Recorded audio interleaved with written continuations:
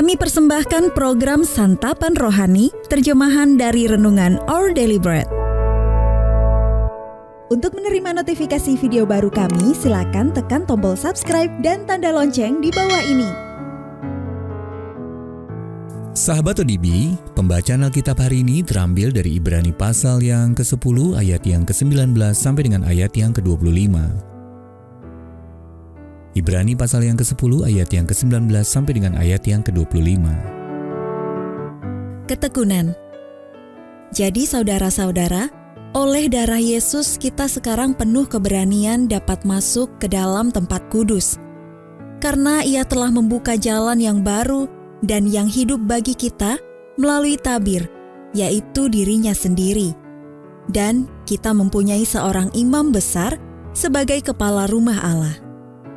Karena itu, marilah kita menghadap Allah dengan hati yang tulus ikhlas dan keyakinan iman yang teguh, oleh karena hati kita telah dibersihkan dari hati nurani yang jahat dan tubuh kita telah dibasuh dengan air yang murni.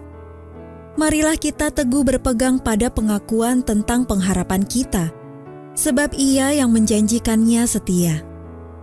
Dan marilah kita saling memperhatikan, supaya kita saling mendorong dalam kasih dan dalam pekerjaan baik.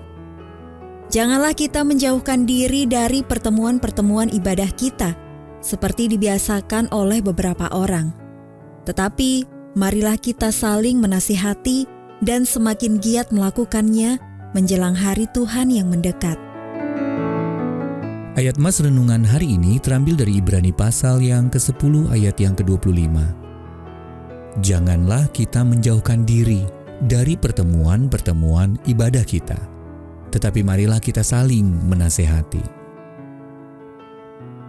Judul renungan kali ini ketika kita bersekutu bersama ditulis oleh Kirsten Holmberg. Sahabat ODB, menurut World Happiness Report, Denmark adalah salah satu negara yang paling berbahagia di dunia.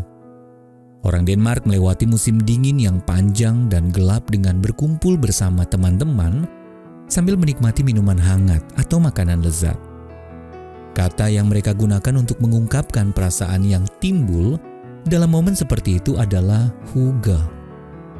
Dengan huga, mereka dapat mengimbangi dampak yang mereka rasakan karena kurangnya kesempatan mereka untuk menikmati sinar matahari jika dibandingkan dengan orang-orang yang hidup di wilayah bergaris lintang lebih rendah. Hanya dengan duduk mengelilingi meja bersama orang-orang terkasih, hati mereka menjadi gembira. Penulis kitab Ibrani mendorong kita untuk bersekutu bersama sebagai komunitas. Ia berkata tentang akan datangnya hari-hari sukar yang jauh lebih berat daripada cuaca buruk. Dan untuk itu, para pengikut Kristus perlu bertekun dalam iman.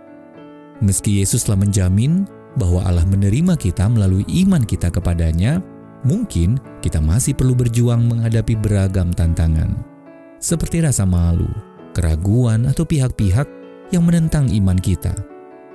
Nah, dengan bersekutu bersama kita dapat saling menguatkan. Karena ketika kita bertemu, kita dapat saling mendorong dalam kasih dan dalam pekerjaan baik yang menguatkan iman kita. Ibrani pasal yang ke-10 ayat yang ke-24. Bersekutu bersama memang tidak menjamin kita akan selalu berbahagia. Namun, Alkitab menawarkan persekutuan sebagai sarana bagi kita untuk dapat saling menopang dalam iman saat menghadapi berbagai kesulitan hidup. Itu alasan yang sangat baik untuk mencari komunitas dalam gereja. Kita juga dapat membuka pintu rumah kita sehingga seperti sikap khas Denmark yang sederhana, kita dapat menguatkan hati satu sama lain. Sahabat ODB, bagaimana bersekutu bersama dapat mendorong semangat Anda? Siapa yang dapat Anda semangati lewat keterbukaan yang Anda tunjukkan? Ya Allah, terima kasih karena aku dapat menguatkan saudara-saudari seimanku saat kami bersekutu bersama sebagai umat-Mu. Our Daily Bread Ministries, wartakan firman